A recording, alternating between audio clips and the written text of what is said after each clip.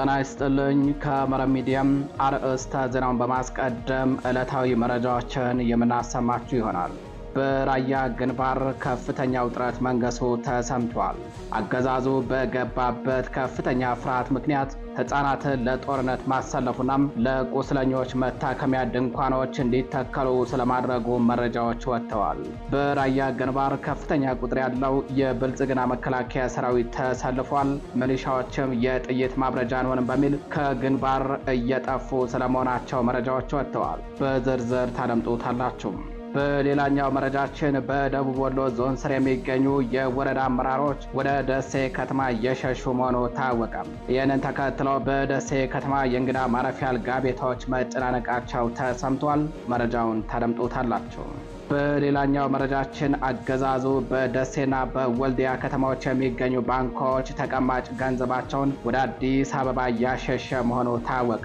አገዛዙ የደረሰበትን ከፍተኛ ስጋትና ፍርሃትን ተከትሎም እያደረገ ባለው የገንዘብ ማሸሽ እርምጃ በከተሞቹ የኢኮኖሚና የንግድ እንቅስቃሴ ላይ ከፍተኛ ስጋትና መረበሽን ፈጥሯል።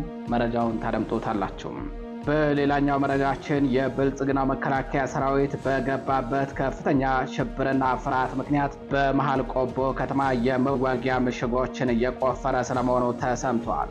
የሚይዘው የሚጨብጠው ያጣው አገዛዙ ምሽጎቹን ከቆፈረ በኋላም ህዝቡ እንዳያያቸው በሸራና ባሮጌ ቆርቆሮ ለመሸፈን መገደዱ ነው የተገለጸው። መረጃውን ታደምጡታላችሁ። የተከበራችሁ አድማጭ ተመልካቾቻችን እነዚህንና ሌሎች የዛሬ ሐምሌ 28 2018 ዓ.ም ዕለታዊ የግንባር መረጃዎችን እንዲሁም ሌሎች የሀገር ውስጥና የውጭ መረጃዎችን አጠናቅረን ይዘን ቀርበናል። አብራችሁን ቆዩ።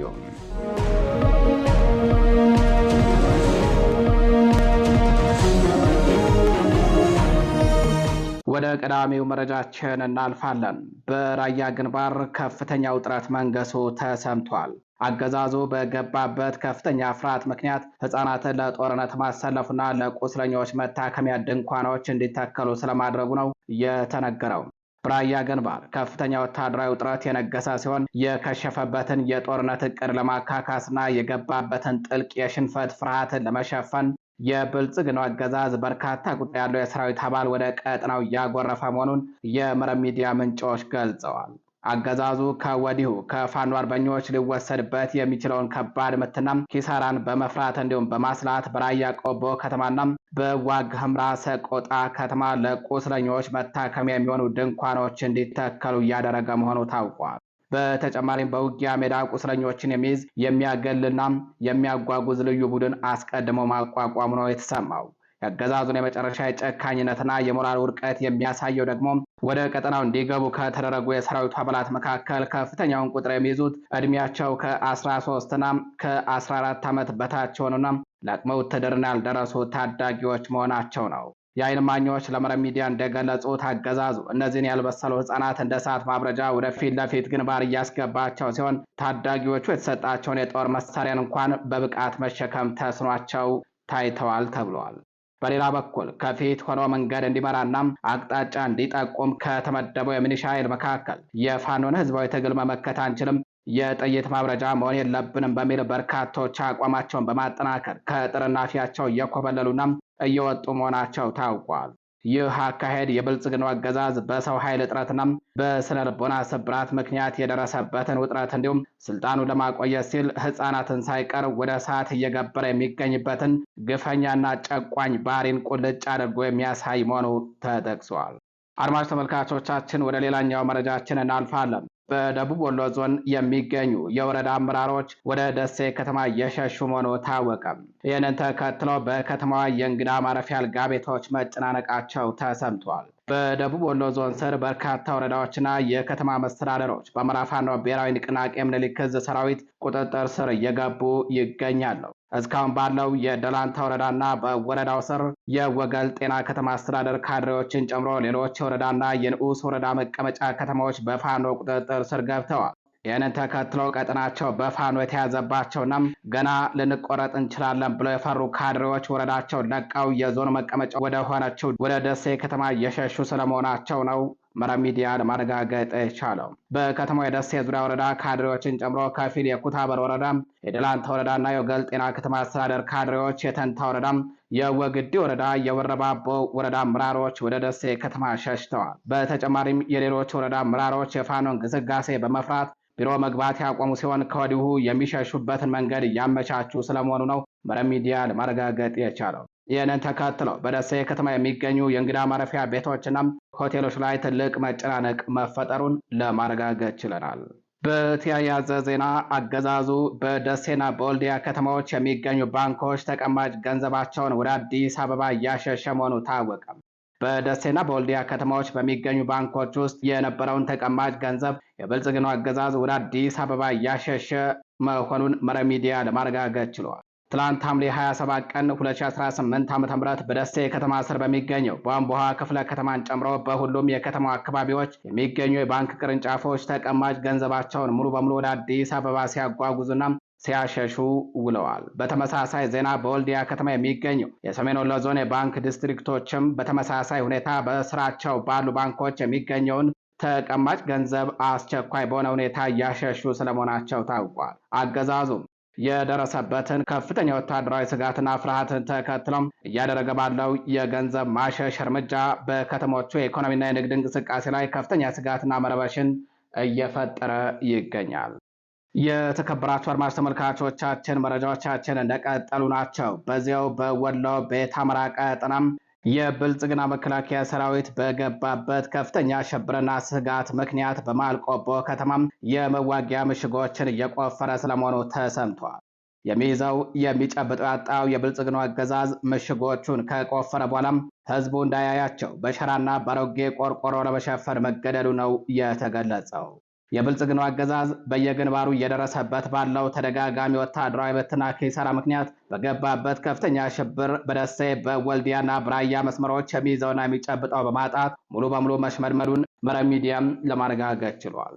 በዚህ የስነ ልቦና ስብራትና ፍርሃት ውስጥ የሚገኘው አገዛዙ በማልቆቦ ከተማ ውስጥ ወታደራዊ መወጊያ ምሽጎችን በስፋት ማዘጋጀት መጀመሩ ታውቋል።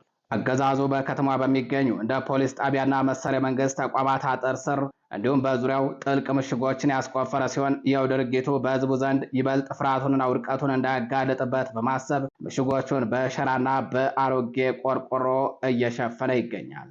ይህ በከተማ መሃል የሚደረግ የምሽግ ቁፋሮና የመሸሸግ ጥረት አገዛዙ በመሬት ላይ ባለው ህዝባዊ ማዕበልና በፋኖ አርበኞች ብርቱ ክንድ ምክንያት የደረሰበትን የህልውና ስጋት የሚይዘው የሚጨብጠው ማጣቱንና የመጨረሻውን የመሽመርመር ደረጃ ላይ መድረሱን ቁልጭ አድርጎ የሚያሳይ መሆኑ ተጠቅሷል። አገዛዙ በራያም በወልዲያና በደሴ መስመሮች የባንክ ገንዘብ ከማሸሽና ታዳጊዎችን ወደ እሳት ከመማገድ አልፎ አሁን ደግሞ በከተማ መሃል ተሸጉጦም ለመዋጋት ምሽግ እስከ መቆፈር መድረሱ በአካባቢው ማህበረሰብ ዘንድ የአገዛዙ የመጨረሻ ውድቀት እንደቀረበ ማረጋገጫ ተደርጎ ተወስዷል። አድማጭ ተመልካቾቻችን መረጃዎቻችን ቀጥለዋል። በደብረ ምጥማቅ ጻድቃኔ ማርያም ገዳም በመሬት መንሸራተት አደጋ 14 ወገኖች ህይወታቸው ማለፉ ተሰምቷል። በታላቋ ደብረ ምጥማቅ ጻድቃኔ ማርያም ገዳም በደረሰ ድንገተኛ መሬት መንሸራተት አደጋም የ14 ወገኖች ህይወት ማለፉንና በሌሎች ላይ ከባድና ቀላል ጉዳት መድረሱን ተከትሎም በአማራ ፋኖ ብሔራዊ ንቅናቄ ሸዋ ጠቅላይ ግዛት አሳምነው እዝ የተሰማውን ጥልቅ ሐዘን ገልጿል። አደጋው ትናንት ሐምሌ 27 2018 ዓ.ም የደረሰ ሲሆን በብዙዎች ዘንድ ታሪካዊና ቅዱስ የጸሎት የመጽናኛ ስፍራ በሆነችው በዚህች ገዳም የተከሰተው አሰቃቂ አደጋ የ14 ወገኖችን ህይወት ከመቅጠፉም ባለፈም 5 ወገኖችን ለከባድ እንዲሁም 2 ወገኖችን ለቀላል አካል ጉዳት የዳረገ ልብ ሰባሪ ክስተት መሆኑ ተጠቅሷል። በአማራ ፋኖ ብሔራዊ ንቅናቄ ሸዋ ጠቅላይ ግዛት አሳምነው እዝ ባወጣው የሐዘን መግለጫም በአደጋው ህይወታቸውን ላጡ ወገኖች የተሰማውን ጥልቅ መራር ሐዘን የገለጸ ሲሆን ለሟች ቤተሰቦችና ወዳጆች፣ ለገዳሙ ማህበረሰብ እንዲሁም ለጠቅላላው ህዝብ መጽናናትን ተመኝቷል። መረጃዎቻችን ቀጥለዋል። በአማራ ህዝብ ላይ የሚፈጸመውን የዘር ማጽዳትና ግፍ በማጋለጣቸው ለ3 ዓመታት ያለ ፍርድ በግፍ የታሰሩ ጋዜጠኞች በአስቸኳይ እንዲፈቱ ሲፒጄ ጠየቀ።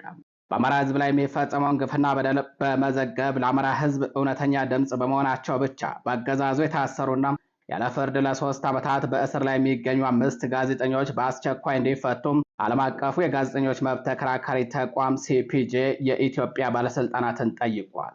ጋዜጠኛ ጎበዜ ሲሳይ፣ መስከረም አበራ፣ ገነት አስማማውና ዳዊት በጋሻው በሚያዝያ 2015 ዓ.ም በቁጥጥር ስር የዋሉ ሲሆን የአማራ ህዝብ ድምፅ በመሆናቸው በብልጽግናው አገዛዝ የሽብርተኝነት ክስ ተመስርቶባቸው እንደሚገኝ መረብ ሚዲያ በተከታታይ ሲዘግብ መቆየቱ ይታወሳል። እነዚህ ጋዜጠኞች ጥፋተኛ ሆነው ከተገኙም እስከ ሞት ቅጣት ሊደርስባቸው እንደሚችል ተገልጿል። እንደ ፈረንጆቹ አቆጣጠር በየካቲት 2026 የፌዴራሉ ከፍተኛ ፍርድ ቤት የአቃቢ ህግ ማስረጃም የጋዜጠኞቹን ክስ ለማስቀጠል በቂ ነው ሲል ብይን የሰጠ ቢሆንም ተደጋጋሚ የፍርድ ቤት ቀጠሮ ማራዘሞች ችሎቱን ወደፊት እንዲገፋ ማድረጋቸውን የህግ ጠበቆቻቸው ለሲፒጄ ገልጸዋል። በሌላ በኩል ጋዜጠኛ አባይ ዘውዱም አገዛዙ በአማራ ክልል ከተቀሰቀሰው ህዝባዊ አመፅ ጋር ተያይዞ አስቸኳይ ጊዜ አዋጅ ካወጀ ከአንድ ሳምንት በኋላም ነሐሴ 4 2015 ዓ.ም በቁጥጥር ስር መዋሉ ይታወሳል። የአቃቢ ህግ ማስረጃ ክሱን ለማስቀጠል በቂ መሆን አለመሆኑን ፍርድ ቤቱ እስካሁን ውሳኔ ያልሰጠ ሲሆን የችሎቱ ቀጠሮ ጥቅምት 6 2019 ዓ.ም እንደሚቀጥል ተጠቅሷል። የብልጽግናው አገዛዝ በአማራ ህዝብ ላይ ያወጀውን የዘር ማጥፋትና ማጽዳት እቅድ ለማስፈጸም እንዲመቸው የህዝቡን በደል ለዓለም የሚያጋልጡና የታመቁ እውነቶችን አውጥተው የሚናገሩ አንቂዎችን፣ ጋዜጠኞችን፣ ምሁራንንና የሀሳብ መሪዎችን የታቀደና ስልታዊ በሆነ መልኩም በእስር የማፈንና የማሸበር እርምጃ ሲወስድ መቆየቱን መረብ ሚዲያ በተከታታይ መዘገቡ አይዘነጋም። ዓለም አቀፉ የጋዜጠኞች መብት ተከራካሪ ተቋም እንደገለጸው ጋዜጠኞቹን ያለ ፍርድ ረዥም ጊዜ በእስር ማቆየትና ተደጋጋሚ የፍርድ ቤት ቀጠሮዎችን ማራዘም ያለ ፍርድ ቤት ውሳኔ እንደ መቅጣት የሚቆጠር ሲሆን በታሳሪዎቹ አካልና ስነ ልቦና ላይ ከፍተኛ ጉዳት እያደረሰ ይገኛል። በመጨረሻም የኢትዮጵያ ባለስልጣናት የህዝብ ድምፅ የሆኑ ጋዜጠኞቹን እንደ ሽብርተኛ መመልከት ማቆም እንዳለባቸው የጠየቀው ሲፒጄም የህግ የበላይነትና አሰራርን ባከበረ መልኩ ፈጣን፣ ፍትሐዊና ግልጽ የሆነ የፍርድ ሂደት ሊደረግላቸው እንደሚገባም አሳስበዋል። በሌላኛው መረጃችን በጎንደር ጠቅላይ ግዛት ታች አርማጭሆ ወረዳ ሳንጃ ከተማ ውስጥ አንድ የሃይማኖት አባት መገደላቸው ተሰምቷል። የ95 ዓመቱ አረጋዊ መነኩሴ ቀሲስ ገብረ መስቀል ሐምሌ 19 2018 ዓ.ም ማርፈጃውን ሳንጃ ቅዱስ ሚካኤል ቤተክርስቲያን አካባቢ ላይ ነው በጥይት ተመተው ህይወታቸው ያለፈው።